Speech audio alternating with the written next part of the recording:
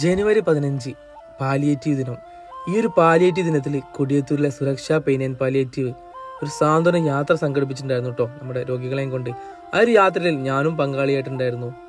ആദ്യം തന്നെ നമ്മൾ പോയിട്ട് കാപ്പാട് ബീച്ചിലേക്കാണ് കേട്ടോ. അവിടെ ഇറങ്ങി കടലും മറ്റു കാര്യങ്ങളും എല്ലാവർക്കും കാണിച്ചു കൊടുത്ത് നമ്മൾ നേരെ കാപ്പാട് ബീച്ചിൻ്റെ മറ്റൊരു സൈഡിലേക്കാണ് പോയിട്ടുണ്ടായിരുന്നത്. അവിടെ വെച്ചിട്ടാട്ടോ ഭക്ഷണം കാര്യങ്ങളെല്ലാം കൊടുത്തിട്ടുണ്ടായിരുന്നത്. ഞാൻ 8ാം ക്ലാസ്സിൽ പഠിക്കുന്ന സമയത്താണ് ഈ ഒരു ഫീൽഡിലേക്ക് എത്തുന്നത് കേട്ടോ. അതിനുശേഷം ഒരുപാട് പ്രവർത്തനങ്ങൾക്കും ഒരുപാട് സന്നദ്ധ പ്രവർത്തനങ്ങൾക്കും എല്ലാം ഞാൻ പങ്കാളിയായിട്ടുണ്ടായിരുന്നു. മനസ്സിലൊരു സന്തോഷവും ആശ്വാസവും കിട്ടുന്ന കേട്ടോ എനിക്ക് ഈ ഒരു ഫീൽഡിലാണ് കിട്ടുന്നത്.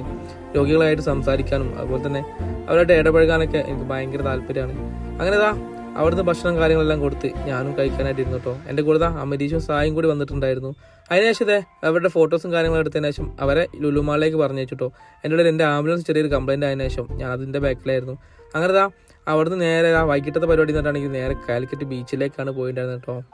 വൈകുന്നേരം ഒരു 5 മണിക്ക് ശേഷം നമ്മൾ എന്ത് ചെയ്തിട്ടുണ്ട്, കാലിക്കറ്റ് ബീച്ചിലെത്തിയിട്ടായിരുന്നു. അവിടെ നമുക്ക് വേണ്ട പരിപാടികളും അറേഞ്ച്മെൻറ്റ്സ് ഒക്കെ കാര്യങ്ങൾ കോർപ്പറേഷൻ്റെ ആൾക്കാരൊക്കെ വന്നിട്ട് അറേഞ്ച് ചെയ്തിട്ടുണ്ടായിരുന്നു കേട്ടോ. അങ്ങനെ അവിടുന്ന് ചായ എല്ലാം കൊടുത്ത് അവിടുത്തെ കാഴ്ചകളെല്ലാം കണ്ട് അവരിങ്ങനെ ഹാപ്പി ആയിട്ട് ഇരിക്കുകയാണ്. അതിനുശേഷം അവിടുന്ന് നമ്മൾ കോർപ്പറേഷൻ്റെ ആൾക്കാരെല്ലാം വന്ന് അവരെ സ്വാഗതം ചെയ്തു. ഒരുപാട് കാര്യങ്ങളെല്ലാം സംസാരിച്ചു. അങ്ങനെ ആ ഒരു പരിപാടികളെല്ലാം തീർത്ത് വൈകിട്ട് സൂര്യാസ്തമയം എല്ലാം കണ്ടിട്ടാണ്